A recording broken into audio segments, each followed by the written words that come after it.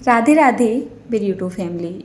त्योहारों का सीज़न शुरू हो चुका है और हम सभी के घरों में अनेक तरीके की मिठाइयाँ बनती है। ज़्यादा करके कुछ ऐसी मिठाइयाँ बनती हैं जिनमें मीठा वगैरह ज़्यादा होता है और हमारे हेल्थ के लिए नुकसानदायक भी होती है। साथ ही साथ बच्चों को हर तरीके की मिठाइयाँ पसंद नहीं आती हैं। तो आज आप सभी के लिए और ख़ासकर बच्चों के लिए लेकर आई हूँ बहुत ही ज़्यादा सुपर टेस्टी चॉकलेटी लड्डू की एक आसान सी रेसिपी, एकदम हेल्दी वे में बनाएगी। मैंने यहाँ पर एक सूखा नारियल ले लिया है और पहले मैंने इसको हल्का सा तोड़ के अंदर से ये देख लिया था कि कहीं ये ख़राब तो नहीं है। उसके बाद मैंने इसको कद्दू में कद्दूकस कर लिया है।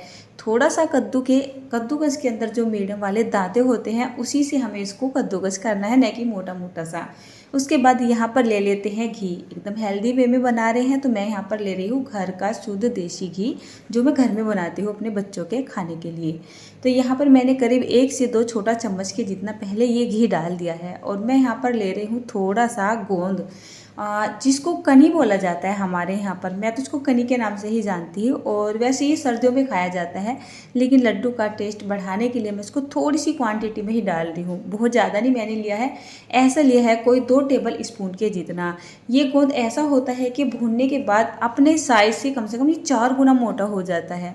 तो इस गोंद को जब भी आप भूने ना तो गैस का फ्लेम मीडियम टू लो के बीच में रखते हुए भूने और अच्छे से भूने, ताकि अंदर तक जाकर अच्छे से सीख जाए। कच्चा रह गया तो ये दांतों को चिपकता है। उसके बाद मैं यहाँ पर थोड़े से मखाने भी ले रही हूँ और मखानों को थोड़ा सा 1 मिनट के लिए हल्का सा रोस्ट कर लेते हैं, ये जब तक ये क्रिस्पी से नहीं हो जाते हैं। वैसे तो जब भी तेल या घी के अंदर भुने जाते हैं तो अंदर तक जाकर अच्छे से सीख जाते हैं। कच्चे से जब रहते हैं, जब इनको बिना तेल वगैरह के भूनते हैं। अब यहाँ पर मैंने 1 चम्मच के जितना तेल नहीं घी और डाल दिया था और जो मैंने ये सूखा नारियल कद्दूकस करके तैयार किया था ना, इसको भी यहाँ पे डाल देते हैं। इसको हमें मतलब इतना जो है फ्राई कर लेना है कि इसमें एक क्रिस्पीनेस सी आ जाए और इसका कलर चेंज हो जाए, मतलब इसमें कच्चापन ना रहे। कच्चा कच्चा रहता है ना तो कितनी बार ये दांतों में अड़ता सा रहता है, एक तरीके से मतलब घुस जाता है और निकलता ही नहीं, और साथ में टेस्ट भी अच्छा नहीं लगता है। तो हल्का सा पिंक होने तक इसको भून लेना है। उसके बाद मैं यहाँ पर ले रही हूँ थोड़ी सी मूंगफली तो वैसे भी हमारी हेल्थ के लिए अच्छी होती है और मैं जानती हूँ वैसे इनको सर्दियों में खाया जाता है, लेकिन यहाँ पर मैं जितनी भी चीज़ें डाल रही हूँ ना टेस्ट के हिसाब से डाल रही हूँ और बहुत ही कम क्वांटिटी में डाल रही हूँ। अभी गर्मियाँ चल रही है ना, तो गर्मियों में इस तरीके की चीज़ों को थोड़ा कम करके ही खाया जाए तो सही है ना। गर्म होते हैं मूँगफली वगैरह। तो इसको भी जैसे मैंने भून लिया है, ऐसा कोई 3 से 4 मिनट के लिए गैस का फ्लेम एकदम लो करके। उसके बाद यहाँ पर ले लिए हैं मैंने ये भुने हुए चने, साथ ही साथ मैं यहाँ पर ले रही हूँ थोड़े से अखरोट। उसके बाद यहाँ पर लेंगे हम थोड़े से बादाम और थोड़े से ले लेंगे साथ ही साथ काजू। उसके बाद मैं यहाँ पर ले रही हूँ थोड़े से जो हमारे हरे वाले इलायची होती है। मेरे पास इलायची का पाउडर नहीं है तो मैं यहीं पे इसको डाल रही हूँ। 1 चम्मच के जितना हम अजवाइन डाल देते हैं और साथ ही साथ हम यहाँ पर डाल देते हैं करीब 1 चम्मच के जितना काली मिर्च और 3-4 लौंग डाल देते हैं। लौंग चाहे तो आप स्किप भी कर सकते हैं वैसे, लेकिन टेस्ट बहुत अच्छा आता है। तो मैंने यहाँ पर ले ली है 1 छोटा चम्मच के जितना सौंफ, इसको भी यहाँ पे हम डाल देते हैं। उसके बाद मैं यहाँ पर ले रही हूँ 1 टेबल स्पून के जितने वाइट वाले तिल, तो इनसे भी हमारे लड्डू का टेस्ट भी आता है और साथ में हेल्दी भी बनते हैं। तो यहाँ पर मैंने जितनी भी चीज़ें ली है ना, इनमें से अगर आप कोई चीज़ें छोड़ना चाहते हैं तो कोई बात नहीं, आप छोड़ दीजिएगा। उस चीज़ को छोड़ के आप इनको अच्छे से रोस्ट कर लीजिएगा। गैस का फ्लेम एकदम लो रखना है और 5 से 6 मिनट के लिए इनको ऐसे चलाना है कि थोड़े से जो है करारे से हो जाए, मतलब कच्चे कच्चे से ना रहे।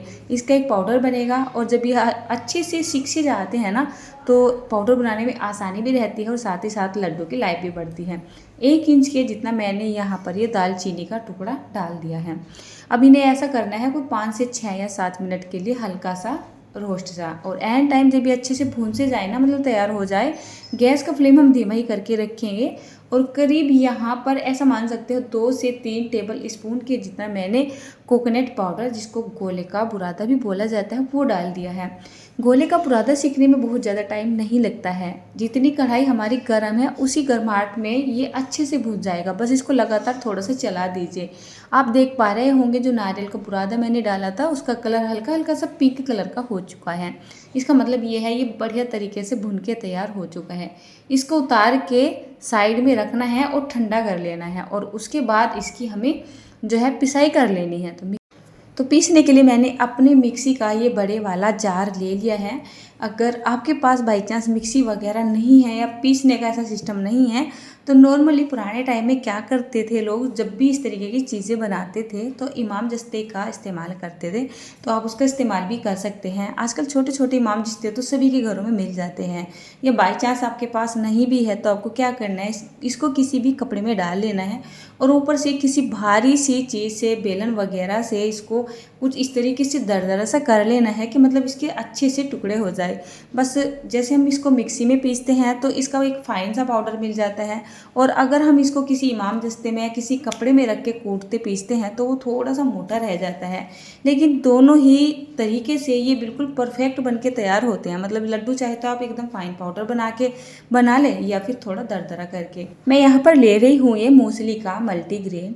इसमें कई सारे अनाज होते हैं और ये हमारी हेल्थ के लिए काफ़ी फ़ायदेमंद होता है, और साथ ही साथ इसमें चॉकलेटी फ्लेवर आता है जो कि बच्चों को तो बहुत ज़्यादा पसंद आता है। तो देखिए, देखने में कुछ इस तरीके से दिखाई देता है और इसके काफ़ी कमेंट मुझे आ भी जाते हैं। मैं कई रेसिपी में इसको इस्तेमाल कर चुकी हूँ।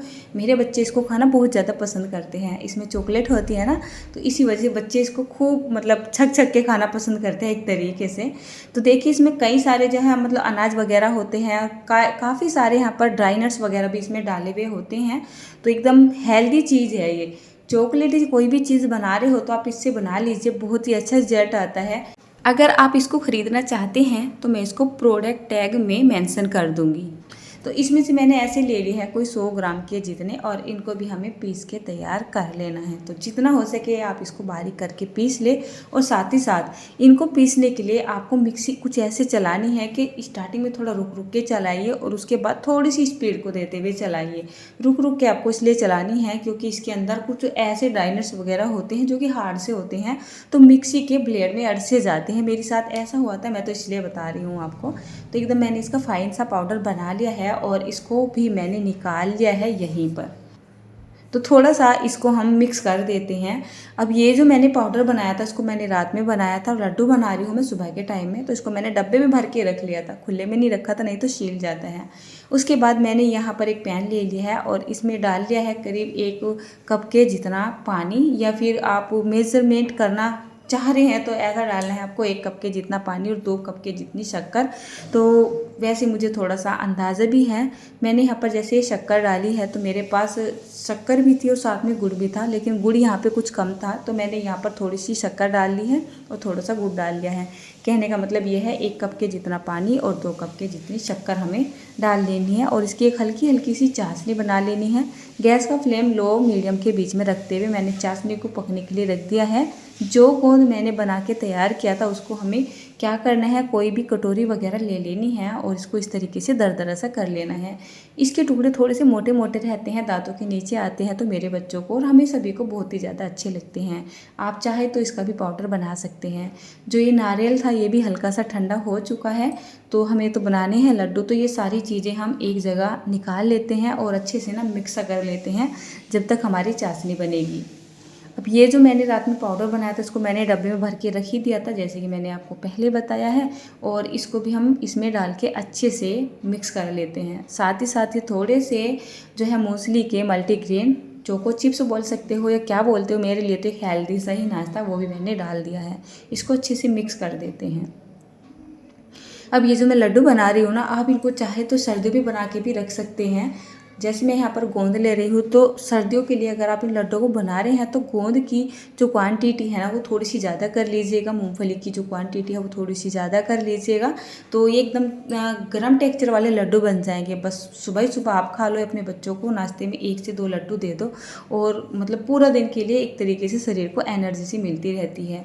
अब ये जो शुगर सिरप बन रहा है इसकी आप थोड़ा सा ध्यान दीजिएगा, जब ये गुड़ और शक्कर बहुत ही अच्छे से यहाँ पे घुल जाए, इसको हमें जभी तक पकाना है और इसमें हमें कोई तार वगैरह नहीं बनाना है। जब यहाँ पर गुड़ शक्कर अच्छे से भुन जाएगा, एक छलनी ले लेते हैं और इसको छान देते हैं। कितनी बार गुड़ शक्कर वगैरह में तिनके भी आ जाते हैं, चीनी में तो निकलते नहीं हैं, लेकिन हाँ गुड़ शक्कर में निकल से जाते हैं। तो छानने से क्या होगा, जो थोड़े बहुत इसमें तिनके वगैरह होंगे वो छलनी के ऊपर ही रह जाएंगे और हमें मिल जाएंगे एकदम फ्रेश फ्रेश लड्डू। आप यहाँ पर जो चाशनी मैंने बनाई है वो ज़्यादा मत डालिएगा, मतलब पहले थोड़ी डाल के देख लीजिएगा, अगर ज़रूरत लगे तो आप फिर से डाल लीजिएगा, और नहीं लगती है तो कोई बात नहीं, ऐसे लड्डू की बाइंडिंग कर लीजिएगा, उसका कुछ और बना लीजिएगा। उसके बाद मैंने यहाँ पर ये थोड़ा सा घी ले लिया है और हाथों को थोड़ा चिकना कर लिया है, और इसकी थोड़ी सी जो है मतलब इसकी मिक्सिंग कर देते हैं ताकि लड्डू बनाने में थोड़ी सी आसानी रह जाए।